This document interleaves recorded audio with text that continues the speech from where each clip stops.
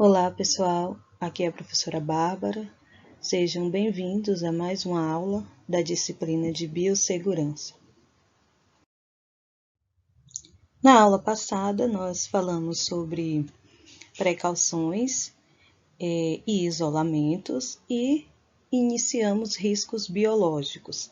Então, faltou concluir o conteúdo de riscos biológicos e nós vamos terminar nessa aula e iniciar riscos químicos, certo? Então, como eu havia dito para vocês nas aulas anteriores, que a NR32 ela é a norma regulamentadora que estabelece diretrizes para a segurança nos serviços de saúde, certo? Então, ela estabelece, de acordo com o PPRA, que a gente também já estudou, em relação aos riscos biológicos, que deve constar no PPRA a identificação dos riscos biológicos mais prováveis em função da localização geográfica e da característica do serviço de saúde e seus setores, considerando fonte de exposição e reservatórios, via de transmissão e entrada, transmissibilidade, patogenicidade e virulência do agente. A virulência é a capacidade que aquele micro-organismo, aquela partícula, ela tem de causar danos mais graves e levar o indivíduo à morte. Persistência do agente biológico no ambiente. Quanto tempo dura aquele agente no ambiente? Horas, dias? Estudos epidemiológicos ou dados estatísticos sobre aquela doença na região ou no estado, outras informações científicas. Todas essas informações devem constar no PPRA de todas as empresas, certo? Em relação ao PCMSO, que é o Programa de Controle Médico de Saúde Ocupacional, que todas as empresas também devem aderir a esse programa, a NR32 ela estabelece para riscos biológicos que esse programa deve contemplar o reconhecimento e avaliação dos riscos biológicos, a localização das áreas de riscos, relação, identificação nominal dos trabalhadores, função, local das atividades e os riscos, vigilância médica e o programa de vacinação. Em casos de exposição acidental a esses riscos, o procedimento é realizar o diagnóstico, acompanhamento e prevenção, medidas de descontaminação, tratamento médico de emergência, identificação dos responsáveis, relação dos estabelecimentos de saúde e assistência e formas de remoção. Ok? Então, como vocês podem ver, a NR32 ela está interligada com as outras NRs, que o PCMSO ele é atrelado à NR7, e também a NR9, que é o PPRA, né, que estabelece o Programa de Prevenção de Riscos Ambientais.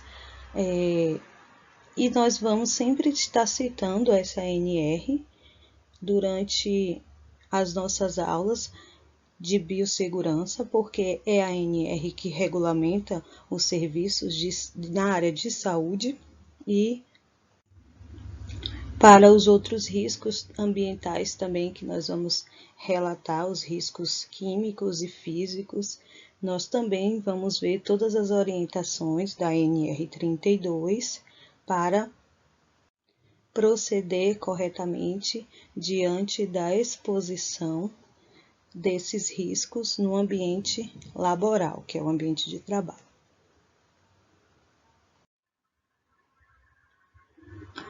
As medidas de biossegurança para a prevenção de acidentes com agentes biológicos são várias. Eu listei aqui as mais imprescindíveis, que é lavagem das mãos de forma correta, como vocês já viram em alguns vídeos, já mostrei para vocês na nossa aula presencial. Utilização correta de EPI, que é equipamento de proteção individual, e EPC, equipamento de proteção coletiva. Realização de técnicas assépticas.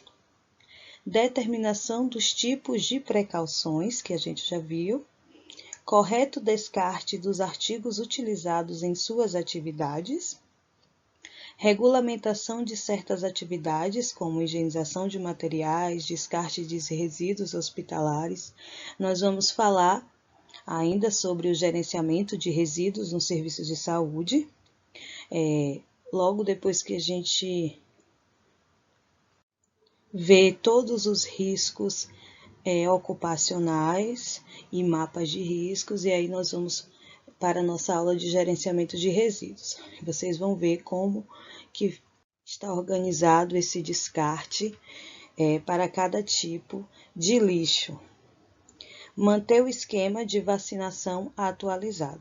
Então, essas são algumas medidas de biossegurança que são imprescindíveis para que o trabalhador ele tenha segurança no ambiente de trabalho e para que sua saúde seja preservada durante a manipulação, o trato com os pacientes e a exposição a agentes biológicos. Cuidados com materiais perfuro-cortantes. As recomendações específicas elas devem ser seguidas durante a realização de procedimentos que envolvam a manipulação de material perfuro-cortante. Máxima atenção durante a realização dos procedimentos. É extremamente importante a atenção, porque um errozinho e você pode se contaminar com um agente biológico. Jamais utilizar os dedos como anteparo durante a realização de procedimentos que envolvam materiais perfuro-cortantes. As agulhas não devem ser reencapadas, entortadas, quebradas ou retiradas das seringas com as mãos depois do uso. Não utilizar agulhas para fixar papéis. Todo material perfuro-cortante, agulhas, seringas, scalp, lâminas de bisturi, vidrarias, entre outros, mesmo que esterilizados, eles devem ser desprezados em recipientes resistentes à perfuração e com tampa, que essa caixinha que vocês estão vendo aqui, ó, é uma caixinha apropriada para materiais, para descartes de materiais perfuro-cortantes. Então, gente, aqui a gente finaliza o nosso conteúdo de agentes biológicos, ok? E agora nós vamos ver um outro risco ambiental que também pode estar no nosso ambiente de trabalho, que são os riscos químicos. Os riscos químicos compreendem a exposição aos agentes químicos presentes no local de trabalho, nas diversas formas de apresentação, que pode ser líquida, sólida, plasma, vapor, poeira, névoa, neblina e gasosa. As vias de entrada do agente químico no organismo são geralmente via digestiva, respiratória, cutânea e parenteral, que compreende as vias intradérmica, subcutânea, intramuscular, intravenosa ou endovenosa. Essas são as principais vias, então, para absorção de agentes químicos. Nós temos aqui alguns produtos, que coloquei no exemplo, que causam riscos à saúde, alguns produtos químicos. Temos aqueles que têm efeitos irritantes, são causados, por exemplo, por ácido clorídrico, ácido sulfúrico, amônia, soda cáustica e etc., que podem causar lesões e queimaduras na pele e mucosas. Os efeitos asfixiantes, nós temos os gases como hidrogênio, nitrogênio, monóxido de carbono e outros. Podem causar dor de cabeça, náuseas, sonolência, convulsões, coma e até a morte. Efeitos anestésicos, a maioria dos solventes orgânicos, como butano, propano, aldeídos, eles têm ação depressiva sobre o sistema nervoso central, pode provocar danos a diversos órgãos. As poeiras, seja elas do tipo minerais, como a sílica, vegetais, como as fibras de algodão, alcalinas, como as provenientes do calcário. Então, essas poeiras elas podem causar doenças pulmonares, obstrutivas, crônicas, dependendo do tipo, e causar um quadro mais grave, como efizema pulmonar, por exemplo.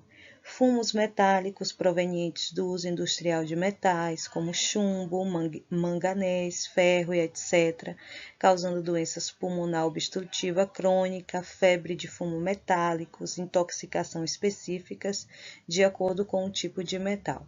Aqui foram só alguns que eu coloquei como exemplo para vocês verem como os agentes químicos eles podem trazer danos à saúde do trabalhador. Por isso, é tão importante a adoção de medidas de proteção, de prevenção ao tratar com esses agentes químicos.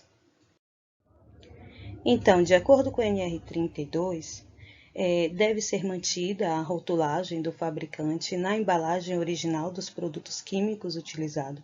Então, de maneira nenhuma, quando uma empresa ela receber um produto químico, tiver um produto químico em seu estoque, ela deve retirar esse produto da sua embalagem original, porque na embalagem original é que está os dados daquele produto, certo?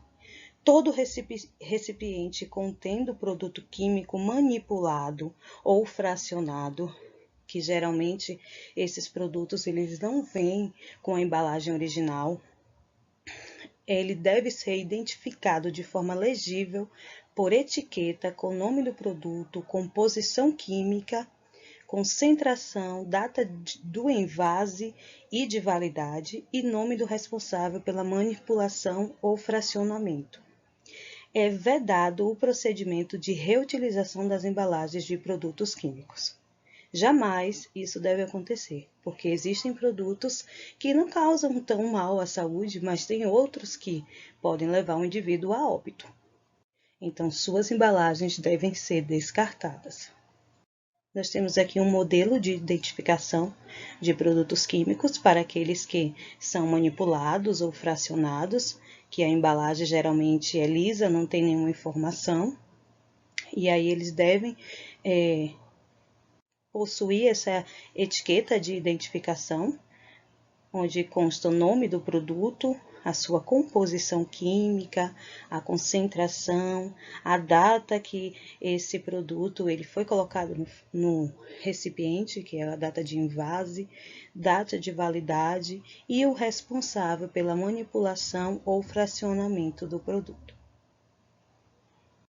Temos aqui alguns símbolos dos produtos químicos que podem ser anexados também às embalagens, o explosivo, o inflamável, o oxidante, o gás sob pressão, tóxico, corrosivo, perigo, cuidado, poluente. Todos esses símbolos aqui, geralmente nas embalagens dos produtos originais, eles já vêm, mas nos que são manipulados e fracionados, podem ser anexados esses símbolos junto com a etiqueta de identificação.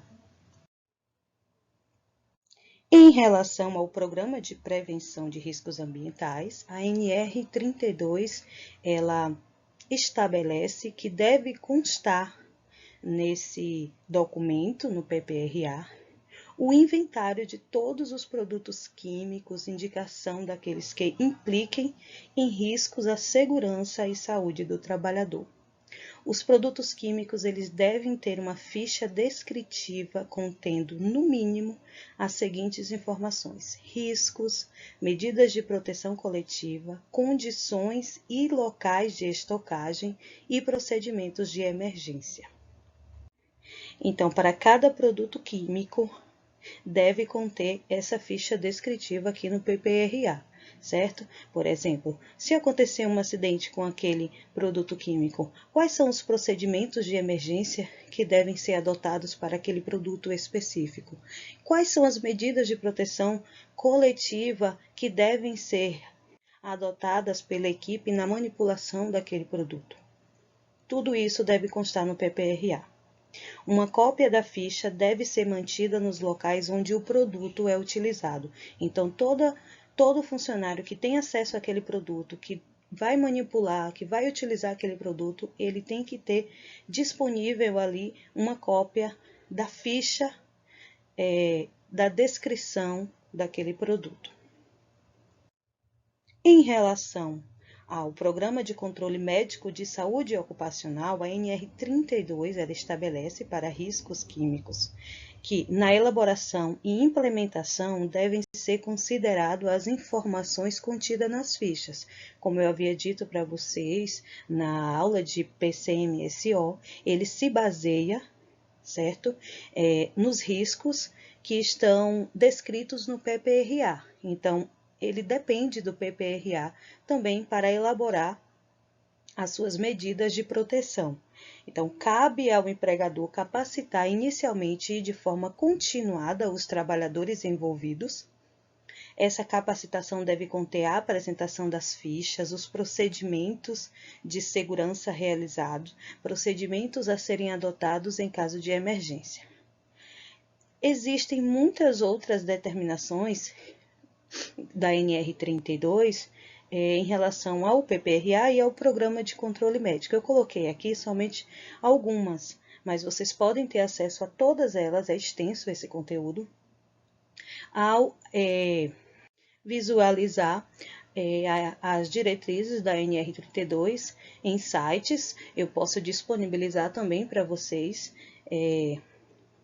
todas essas diretrizes em um documento, posso enviar por e-mail, se vocês podem me solicitar a qualquer momento que eu envio, certo?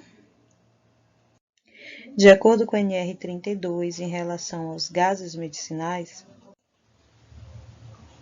deve-se adotar as seguintes medidas: na movimentação, transporte, armazenamento, manuseio e utilização dos gases, bem como na manutenção dos equipamentos, devem ser observadas as recomendações do fabricante, desde que compatíveis com a disposição da legislação vigente. As recomendações do fabricante em português devem ser mantidas no local de trabalho à disposição dos trabalhadores e da inspeção do trabalho. Em relação aos gases e vapores anestésicos, todos os equipamentos utilizados para a administração dos gases ou vapores anestésicos, eles devem ser submetidos à manutenção corretiva e preventiva, dando-se especial atenção aos pontos de vazamento para o ambiente de trabalho, buscando sua eliminação. A manutenção ela consiste, no mínimo, na verificação dos cilindros de gases, conectores, conexões, mangueiras, balões, traqueias, válvulas, aparelhos de anestesia e máscaras faciais para ventilação pulmonar. Os locais onde são utilizados os gases ou vapores anestésicos, eles devem ter sistema de ventilação e exaustão, com o objetivo de manter a concentração ambiental sob controle, conforme previsto na legislação presente. Dos medicamentos e das drogas de riscos, de acordo com esse CNR, são considerados aqueles que podem causar genotoxicidade, são aquelas drogas que afetam o material genético e a integridade das células. Carcinogenicidade são aquelas que podem causar câncer. Teratogenicidade são aquelas drogas que causam malformação fetal. Toxicidade séria e seletiva, de uma forma geral, são drogas que podem causar danos tóxicos a órgãos e sistemas do corpo humano. Então, deve constar no PPRA a descrição dos riscos inerentes às atividades de recebimento, armazenamento, preparo, distribuição, administração dos medicamentos e das drogas de risco. Nós vamos dar uma atenção especial aqui a um tipo de droga específica, que é os quimioterápicos antineoplásicos, que são fármacos utilizados para tratamento de neoplasias, quando a cirurgia ou radioterapia não é possível. São aqueles medicamentos utilizados na quimioterapia, no tratamento de cânceres, certo? Então, quando a cirurgia ou a radioterapia ela não é possível de ser realizada, ou mesmo que seja realizado esses procedimentos, mas de certa forma ainda restaram algumas células malignas, então o que é que acontece? Deve ser administrado como adjuvantes esse tipo de medicamentos, os quimioterápicos. Em relação aos quimioterápicos antineoplásicos, destacamos a necessidade de proteção do trabalhador que irá manusear essa substância, uso de EPIs adequados, tanto no preparo como na manipulação desses medicamentos.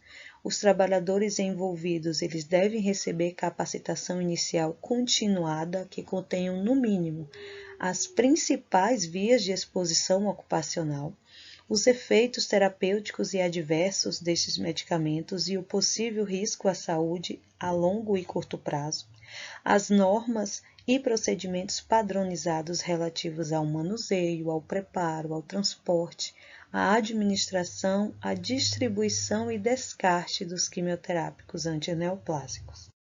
Em relação à classificação de acidentes que acontecem com esses tipos de medicamento, nós temos a classificação para acidentes do tipo ambiental, que é quando ocorre a saída desse medicamento do envase, seja por derramamento ou por aerodispersóides sólidos ou líquidos, e acidente pessoal, que é gerado por contato ou inalação dos medicamentos em qualquer das etapas do processo, durante a preparação, o armazenamento ou durante a administração desses quimioterápicos. Esses medicamentos, eles têm a função de eliminar as células cancerígenas que restaram de uma cirurgia, por exemplo, ou quando não é possível realizar a cirurgia, ele age eliminando essas células cancerígenas. Porém, os efeitos colaterais são imensos e compromete a saúde, a imunidade do indivíduo. Por isso que é tão importante que o manuseio, o armazenamento, ele seja feito com medidas de biossegurança adequadas, com atenção e de forma correta, para não comprometer a saúde do trabalhador. Em casos de acidente, todo tipo deverá ser registrado em impresso próprio. Em caso de acidente pessoal, remover as roupas imediatamente, lavar com água e sabão a pele atingida. Em casos de contato com os olhos, lavar com água ou soro fisiológico e procurar um serviço médico imediatamente. Em caso de acidente ambiental, identificar a área e restringir com compressas absorventes. A área deverá ser limpa com água e sabão. Nas áreas de preparação, armazenamento e administração de quimioterápicos e para também o transporte desses produtos, deve ser mantido um kit de emergência caso ocorra derramamento. Esse kit ele deve ser identificado e deve conter, no mínimo, luvas de procedimento, avental impermeável, compressas absorventes, proteção respiratória, proteção ocular, sabão e recipiente identificado para recolhimento de resíduos e descrição do procedimento. Em relação às medidas de proteção de uma forma geral para todo tipo de produto químico, de agentes químicos, temos aqui algumas normas estabelecidas pela NR32. Então, deve ser destinado um local apropriado para a manipulação de produtos químicos e esse local deve dispor de sinalização gráfica, equipamento que garanta uma concentração dos produtos, equipamentos de exaustão, chuveiro e lava-óleos, EPIs adequados de acordo com o tipo de agente químico, sistema de prevenção de incêndios, As áreas elas devem ser ventiladas e devem possuir sistemas adequados de descarte para cada tipo de produto químico, ok? Então, aqui são medidas gerais. Na NR32, claro que existem muitas outras medidas, eu coloquei apenas algumas, e vocês podem ter acesso, como eu falei anteriormente, a esse documento. Eu posso disponibilizar para vocês, é só vocês me pedirem por e-mail ou por WhatsApp, ok? Então, aqui a gente encerra o nosso conteúdo de agentes químicos da nossa aula de hoje, de riscos químicos, e espero que vocês estejam bem. Fiquem com Deus, um abraço a todos e até a próxima aula.